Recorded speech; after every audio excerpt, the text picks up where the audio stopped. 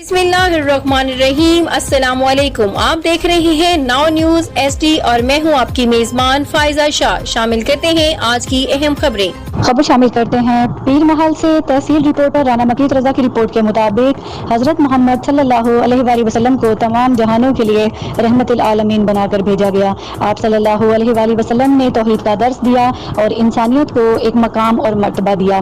12 रबीउल अव्वल जुलूस महफिल को सिक्योरिटी के फुल प्रूफ इंतजाम किए जाएंगे।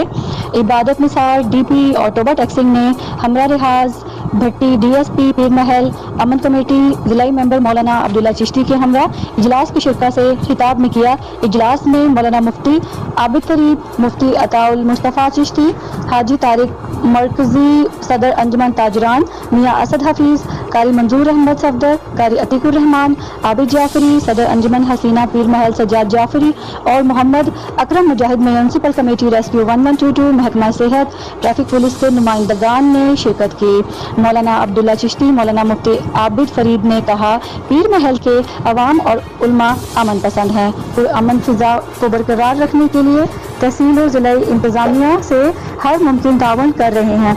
मियाँ तारिक मरकजी सदर अंजुमन ताजरान पीर महल और बल्दिया पीर महल के इश्तराक बेहतरीन लाइटिंग और सजावट करने वाले अफराद को इनामात भी दिए जाएंगे।